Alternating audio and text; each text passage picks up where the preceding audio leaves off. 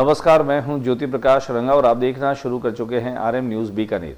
मेरे YouTube channel ज्योति times पर RM news की तमाम खबरें और बीकानेर की तमाम खबरें और यहां के ताज़ा तरीन हालात जानने के लिए मेरे यूट्यूब चैनल ज्योति टाइम्स को आप सब्सक्राइब करें, इसको ज़्यादा से ज़्यादा शेयर करें और आपको अगर अच्छा लगे तो आप इस पर अपनी प्रतिक्रिया भी दें।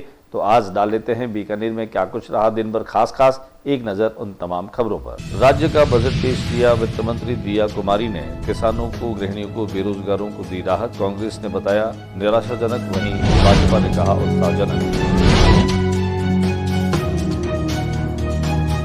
बीकानेर में मौसम ने ली करवट, अंचल में हुई हल्की बारिश। मौसम विभाग ने जारी किया अलर्ट।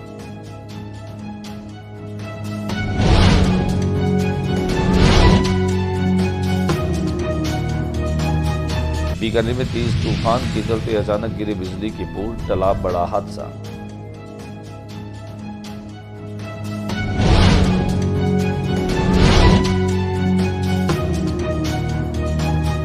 राजकीय डूंगर महाविद्यालय का पार्किंग शेड गिरा। एबीवीपी के कार्यकर्ता पहुंचे मौके पर।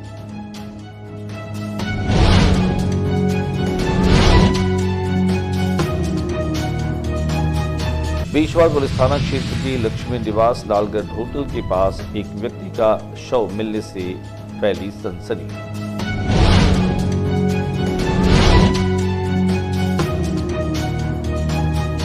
नोखा केडली गांव के सरकारी स्कूल में 3 मासूमों की मौत पर भड़की सियासत। बेनीवाल का हल्ला बोल।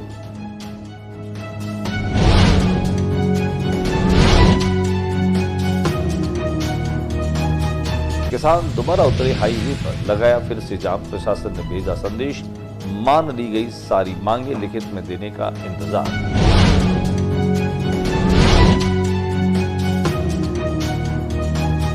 बीकानेर आखिर कब तक सुधरेगी कोर्ट गेट पर लगने वाले जाम की व्यवस्था।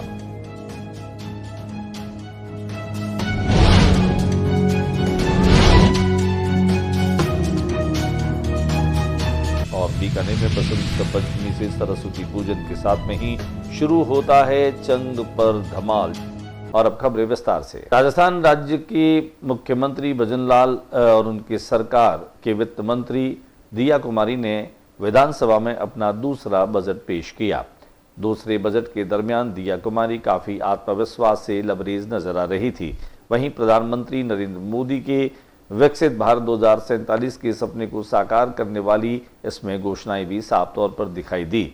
एक और जहां 150 यूनिट अब बिजली जो है वह राज्य के नागरिकों को मुफ्त में मिलेगी, वहीं 1 लाख से अधिक नौकरियां और भर्तियां जो है वह निकालने की बात भी उन्होंने बजट में की।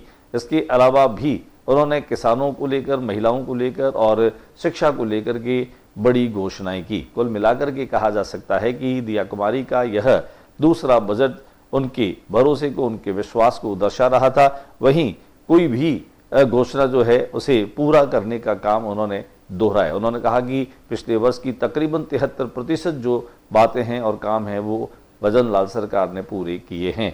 कुल मिलाकर के कहा जा सकता है कि एक और जहां बीकानेर के साधु स्पोर्ट्स स्कूल में तीरंदाजी और शूटिंग को लेकर के नए कोर्सेज को आगे बढ़ाने की बात हो रही है, वहीं मुरलीधर में गेमनापीर रोड तक जो है वो 132 केवी के जीएसएस को स्वीकृत करने की बात भी की गई है। सड़कों के लिए भी अतिरिक्त बजट जो है वो दिया गया है। वहीं किसानों को पीएम किसान निधि जो है उस राशि में भी बढ़ोतरी की गई है। कुल मिलाकर के कहा जा सकता है कि भजन लाल सरकार के यह दूसरे बजट में वित्त मंत्री दिया कुमारी ने जो है वह काफ़ी विकासोन्मुखी इस बजट को जो है वो पेश किया है। उन्होंने गोपाल दास नीरज की कविता की पंक्तियों के साथ में अपने इस बजट को शुरू किया। वहीं शेर व शायरी का अंदाज भी जो है वह सदन में उनके विश्वास को साफ तौर पर दर्शा रहा था।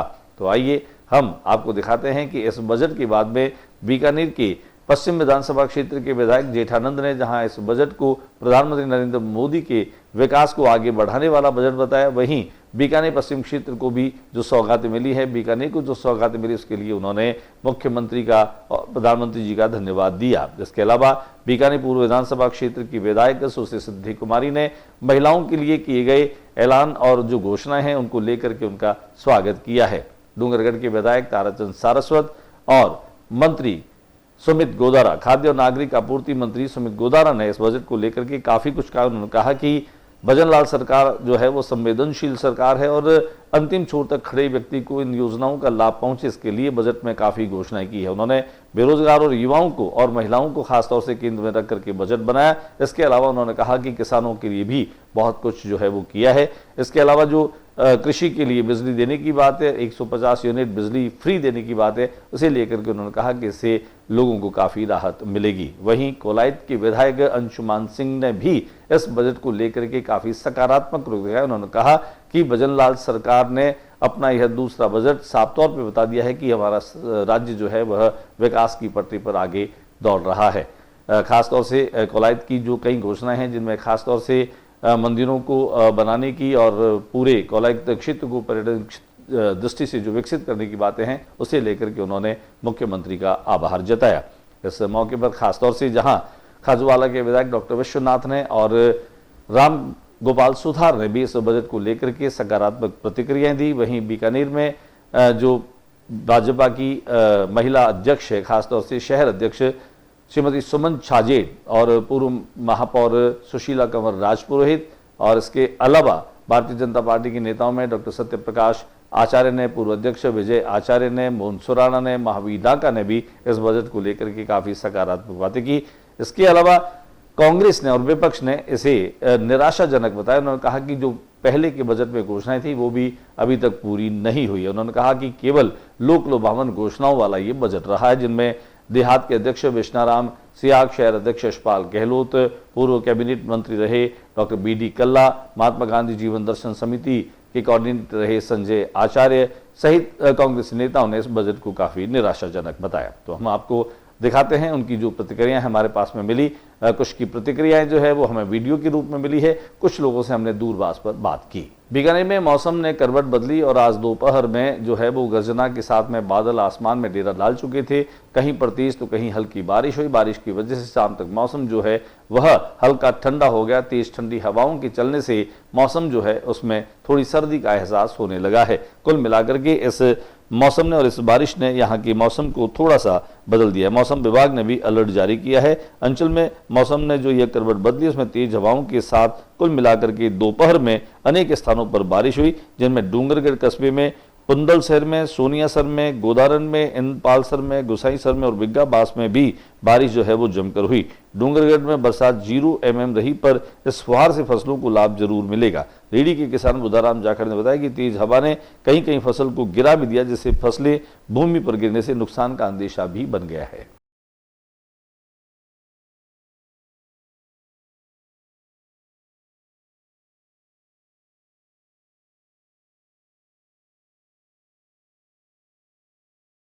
बीकानेर में तेज तूफान के चलते बिजली के पोल जो हैं वो गिर गए। बिजली के पोल गिरने की वजह से हालांकि कोई बड़ा हादसा हो सकता था, लेकिन यह बड़ा हादसा टला।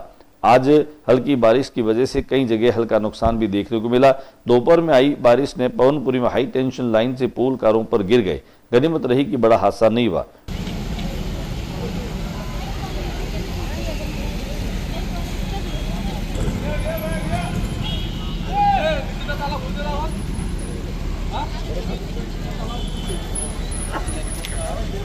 मैं यहाँ ASTU यूनिट में पदस्थापित हूँ। आज मैं पुलिस लाइन में गया था। हमारे 2 दिन का कोई फायरिंग का हथियारों का कोर्स है। पुलिस लाइन से मैं नाल फायरिंग बट पर गया था। वहाँ से बाद फायरिंग रवाना होकर के मैं मेरे घर से खाना खा कर वापस ऑफिस आ रहा था। तो उसी दरमियान अचानक मेरे रोड पे चलते हुए ये पोल ऊपर गिर गया।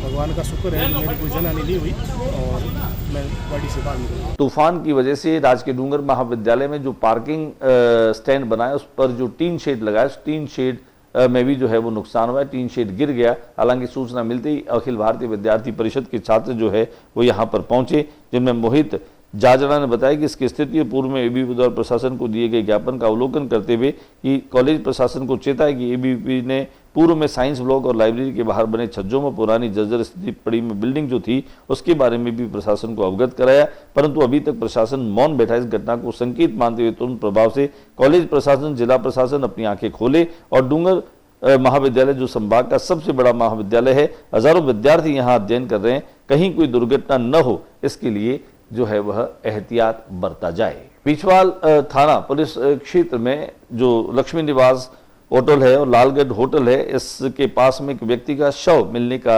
मामला जो है वो सामने आया है।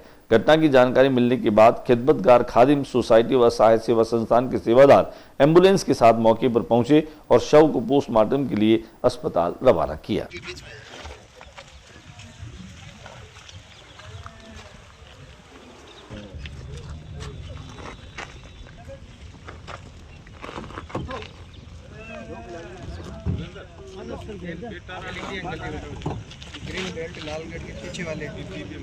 नोखा के केरली गांव में सरकारी स्कूल में 3 बच्चियों की दर्दनाक मौत के बाद अब सियासत गरमाने लगी है।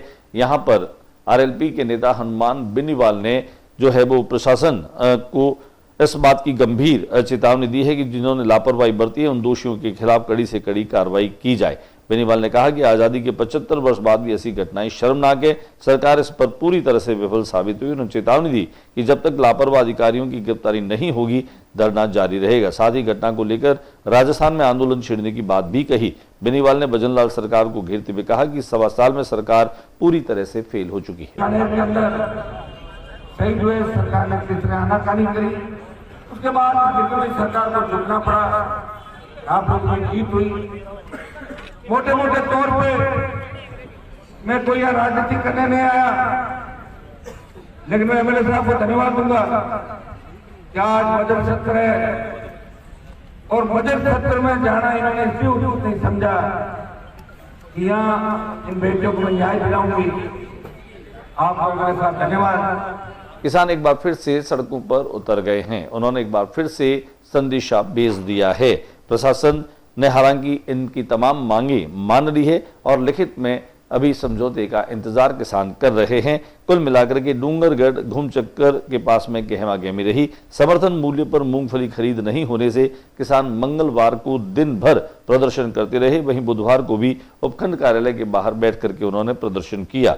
यहाँ किसानों के धरने पर विधायक गिरधारी लाल मैया, हेतराम जाखड़, विवेक माचरा सहित बड़ी संख्या में किसान शामिल रहे। दिखाते हम आपको इनके प्रदर्शन की वो तस्वीरें।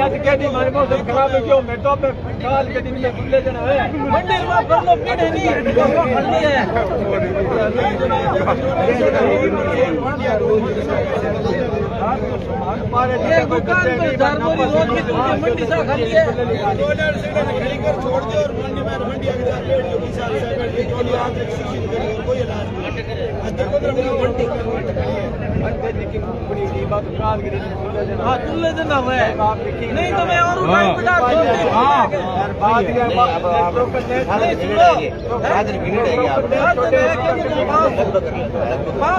हजार है 500 मिलेगा वहाँ बढ़ रहा है।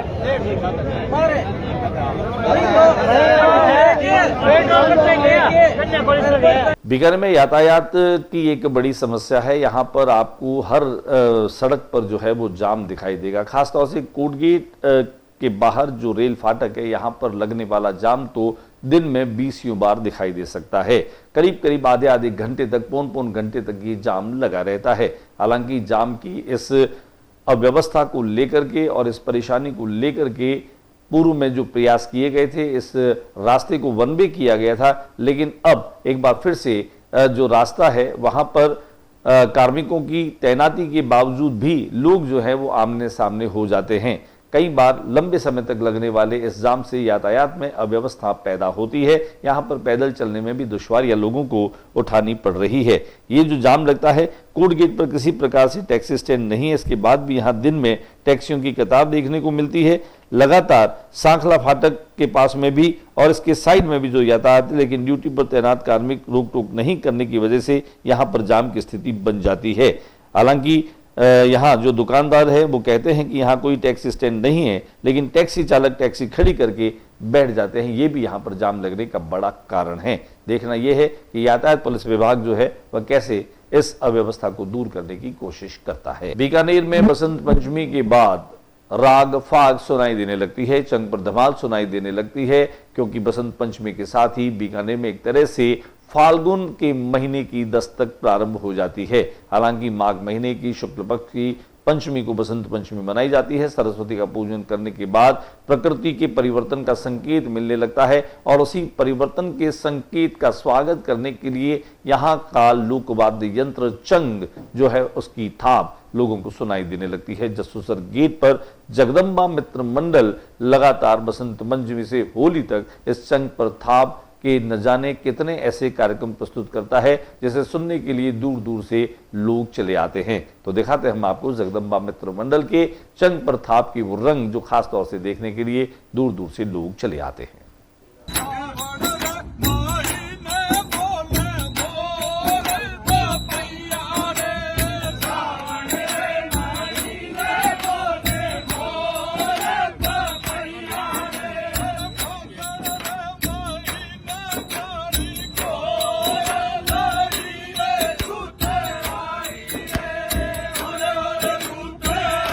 आरएम न्यूज के साथी महेंद्र मेहरा जिनके सुपुत्र यूट्यूबर हैं, यूट्यूबर इन्फ्लुएंसर भी हैं, उनके यूट्यूब पर 100,000 सब्सक्राइब होने पर आरएम न्यूज चैनल की तरफ से भी उनको बधाई दी गई। साथ ही साथ उनकी प्रतिभा और क्षमता और उनकी मेहनत जो है वो रंग ला रही है।